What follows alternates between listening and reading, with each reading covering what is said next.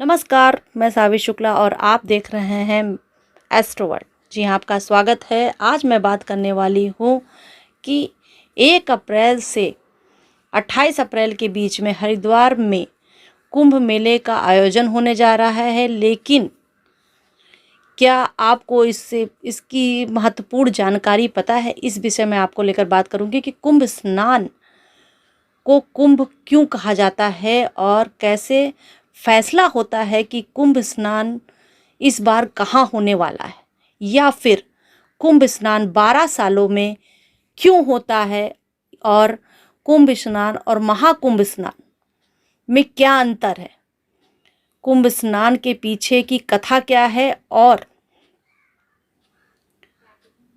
ये आपके लिए जानना बहुत ज़रूरी है कि जो मैं आपको अभी बताने जा रही हूँ, ये शाही स्नान की तिथि क्या है, आज मैं आपको बता रही हूँ। तो सबसे पहले मैं बता दूं कि सनातन धर्म के अनुसार हरिद्वार में कुंभ शुरू तो हो चुका है और लाखों लोग वहाँ पे स्नान करने जा रहे हैं।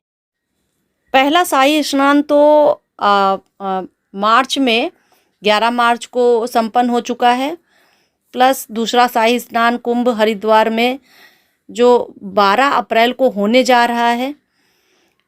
चैत्र अमावस्या और सोमवती अमावस्या का दिन होगा वो।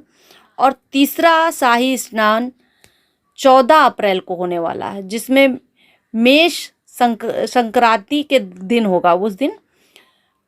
और चौथा शाही स्नान 27 अप्रैल को होने वाला है, उस दिन अमृत योग लग रहा है। अच्छा, इसके पीछे की कथा सुन लेते हैं कि आखिर महाकुंभ स्नान क्यों होता है और इससे मतलब क्यों इतने दिनों तक और इसको क्यों इतनी मान्यता दी जाती है। बात करते हैं। कुंभ का असली अर्थ होता है कलश। जो घड़ा होता है वो अमृत का घड़ा होता है। जी हाँ, बात करते हैं दुर्वासा ऋषि की। दुर्वासा ऋषि ने देवताओं को श्राप दे दिया था कि देवता लोग कमज़ोर हो जाएं और देवता और राक्षसों की लड़ाई में देवता लोग पराजित हो गए थे। देवता पराजित तो हो गए, फिर वो विष्णु जी के पास में गए, उन्होंने अपनी व्यथा सुनाई और भगवान विष्णु जी ने कथा सुनकर उन्हें समुद्र मंथन करने को कहा। तब श्री हरि विष्णु जी ने कहा कि राक्षसों से संधि कर ली जाए और अमृत की प्राप्ति के लिए आप लोग राक्षसों के साथ में समुद्र मंथन करें। संधि तो फिर जाके जो है देवता लोग असुरों के साथ में संधि किए। उसके बाद जो है असुर लोग भी मान गए, राक्षस लोग भी मान गए कि हाँ चलो हम लोग को भी शायद अमृत मिलेगा तो अच्छा रहेगा, और उन्होंने समुद्र मंथन करना चालू किया। जब समुद्र मंथन हुआ तब अमृत कलश प्रकट हुआ, तो भगवान इंद्र के बेटे जयंत ने अपने पिता के इशारे पे, मतलब इंद्र के इशारे पर, उस अमृत कलश को तो उठा लिया और वहाँ से भाग लिए।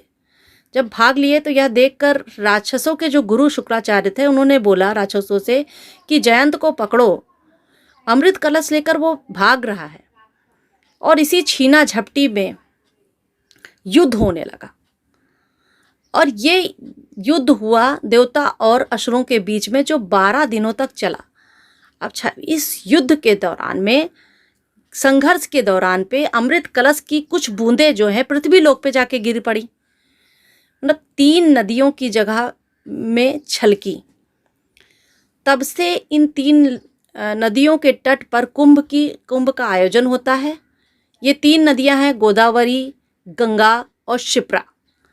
जी हाँ, अमृत की पहली बूंद प्रयाग में गिरी और दूसरी बूंद हरिद्वार में और तीसरी बूंद उज्जैन में, चौथी बूंद नासिक में जाके गिरी। इसी वजह से इन चारों जगह पे कुंभ का आयोजन किया जाता है। अब देखा जाए तो शास्त्रों अनुसार पृथ्वी लोक का 1 वर्ष भगवान के लिए 1 दिन के समान होता है, इसलिए कुंभ का आयोजन भी प्रत्येक 12 साल में होता है।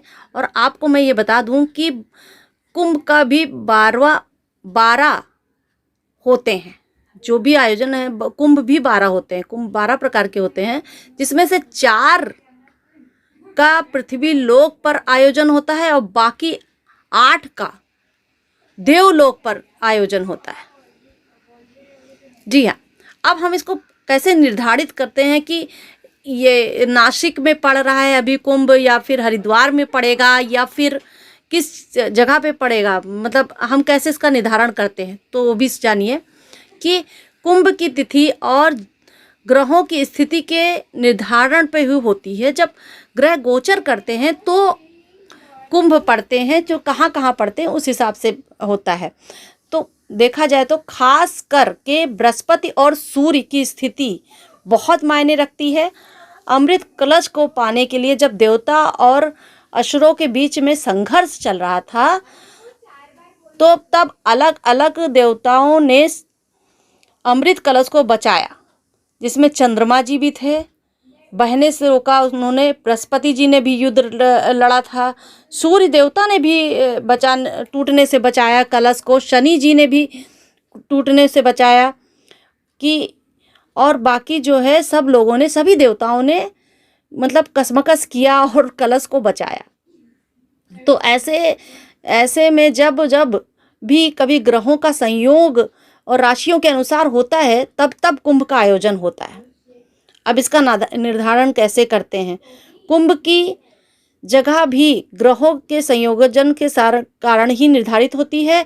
और हरिद्वार में कुंभ का आयोजन तब होता है जब सूर्य मेष राशि में स्थित हो, मतलब गोचर कर रहा हो, और बृहस्पति कुंभ राशि में विराजमान हो।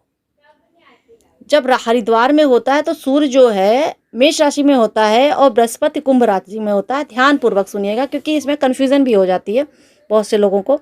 तो ये जानकारी मैं आपको जो दे रही हूँ बहुत महत्वपूर्ण जानकारी है। और प्रयागराज में कब होता है, जब सूर्य मकर राशि में गोचर कर रहा होता है और बृहस्पति वृषभ राशि में। और उज्जैन में कब होता है, उज्जैन में तब होता है जब सूर्य जो है मेष राशि में स्थित होता है और बृहस्पति सिंह राशि में स्थित हो, तब उज्जैन में पड़ता है, गोचर होते हैं। तो ऐसा होता है। और जब जो है नासिक में कब आयोजन होता है, तो उसका भी आप जानिए कि जब बृहस्पति सिंह राशि में प्रवेश करे, या फिर अमावस्या के दिन बृहस्पति, चंद्रमा और सूर्य कर्क राशि में प्रवेश करें, तब नासिक में आयोजन होता है। काफ़ी महत्वपूर्ण बात है। देखिए, इस तरह ऐसे यूं ही कहीं आयोजन नहीं हो जाता कुंभ का। कुंभ बहुत महत्वपूर्ण है और ये अमृत के रूप में माना गया है। तो जो भी वहाँ पे शाही स्नान इत्यादि चलते हैं, तो कहते हैं उन्हें अमृत की प्राप्ति हो गई है।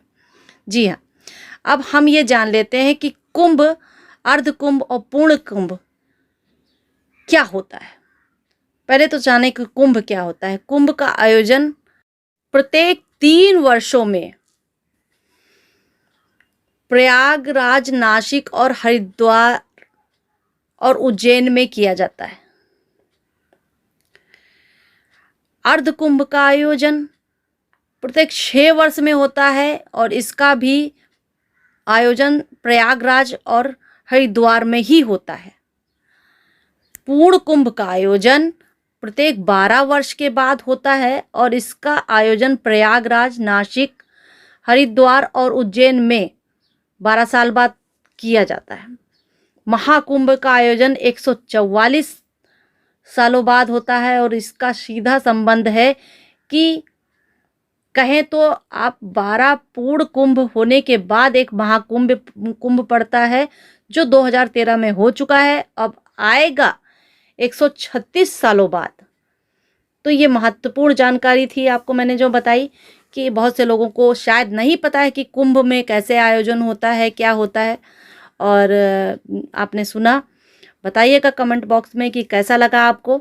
आगे मैं और भी महत्वपूर्ण जानकारी लाती रहूँगी। इसके साथ में सावी शुक्ला का नमस्कार।